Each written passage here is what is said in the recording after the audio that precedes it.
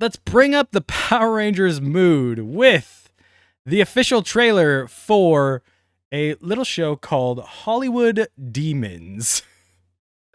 This trailer came out last week, and you'll notice something about it.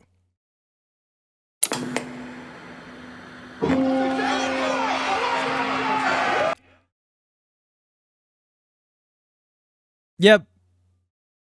That's where we're going. Okay. So growing up, you were my favorite preacher dad. So do you love me or hate me? No, I love it. Okay. Not all Hollywood stories have a happy ending. Am I arrested? Yeah. He's not a Power Ranger. He's evil. And the first one they show is Power Rangers. Power Rangers has a dark history. He ran him through with the sword. You realize how many fans are hurt because that actor killed himself? Can I just have a moment? My brother... Okay, so I think we all know what the two things of those were alluding to. One being Jason David Frank's suicide, and two being the Ricardo Medina murder, Wild Force Red. So if you guys don't know what this is a show that is going to be 6 episodes. Each episode is going to focus on a different, Hollywood tragedy, Hollywood story.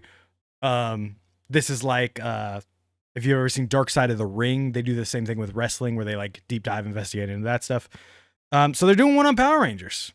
It looks like it's going to be the first episode. I don't know if it's going to be the first. Actually, I haven't watched the rest of this. I believe Taylor Swift was his soulmate. He wrote 70 letters. I'll have one goal in mind, to push Taylor to kill herself.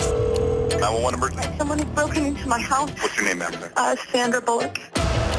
The movie says it's inspired by a true story, but it is not the full story. Sheriff's deputies found Carrie. This is... Why did you decide that you wanted to speak now? I've never told this story. Are you okay telling it? I'm sorry.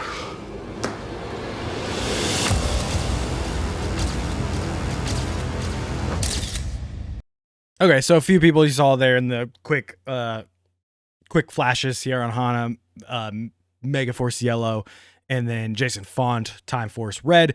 They were, Time Force Red? Yeah. They were both in Legend of the White Dragon with Jason David Frank, close friends by all accounts, and will be in his movie that will eventually come out, Legend of the White Dragon. So yeah, it looks like they're going to be focusing pretty heavy on that, and then the Ricardo Medina stuff of him killing his roommate. So that's the only 2 real Power Rangers like scandals I can think of. They're also probably going to talk about the terrible pay and everything that goes on, or that went on, especially in the early days of Power Rangers. Not so much now because Power Rangers is over. But so expect that to come out. We'll probably, I don't know if I want to watch it on stream. I kind of want to watch it on stream. I'll probably most definitely make a YouTube video about it, just because I think it's important and relevant in our fandom. But it's going to be a hard watch, especially with the Jason David Frank stuff. Death to a Legend and the worrying future of Power Rangers, and a documentary of messed up stuff that happens behind the scenes. I just got off a full day of midterms. I wanted to relax. My bad. That's the end of the news segment. Trust me. When is Legend of the White Dragon even coming out? I don't usually cover Legend of the White Dragon stuff. I feel really bad talking about it, especially because like I said a while ago that that when it comes out, I'll cover it, but like anything leading up to that just seems like nothing, because there's nothing to have come of it so far. I see posts pretty much weekly that's like, hey, this movie's done. Hey, this movie's picture locked. Hey, this movie's getting color corrected. And it's just like, okay, I like don't want to talk about this man's legacy anymore. Like this hero who like sadly did this to himself, and then like his leg, the farther it goes, pushes out, the more it just sullies his name, and it sucks. So like when it first happened, I talked about it a lot, And then like 2 or 3 months after, I was just like, I can't talk about this anymore because it makes me depressed, and it's not what I want to put out into the world. Like when it gets done, I'll watch it. I'll enjoy him and his part. Everything leading up to getting done has just been like dog shit. So when it's done type of thing, you know?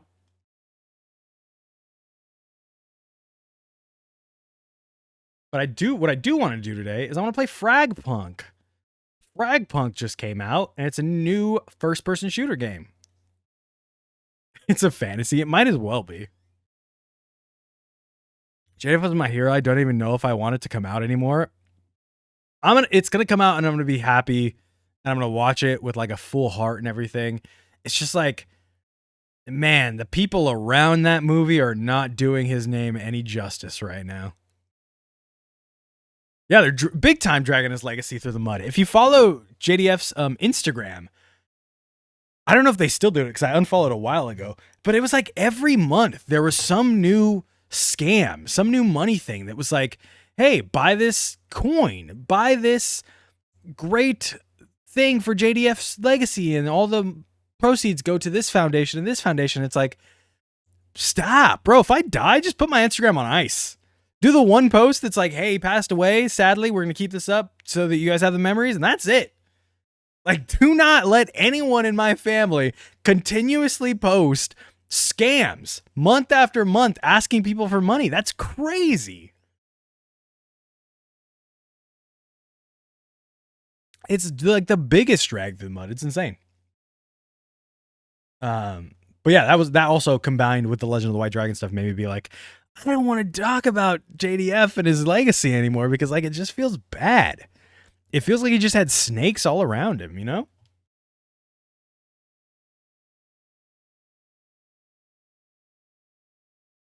Oh, I didn't put my watch back on. I don't even know where my watch is, but I'm running a 5K in 2 weeks. That was the other big thing.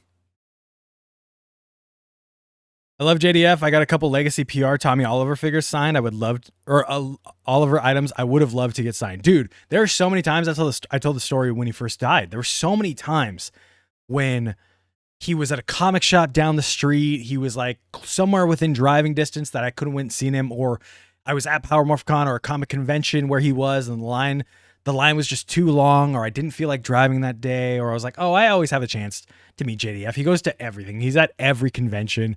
I always have a chance to get something signed by him. And it's like, eventually you just don't. Like, take advantage of it right then and there when you can. Take advantage the day of. Seize the day, you know? Because, like, eventually that day won't be there anymore.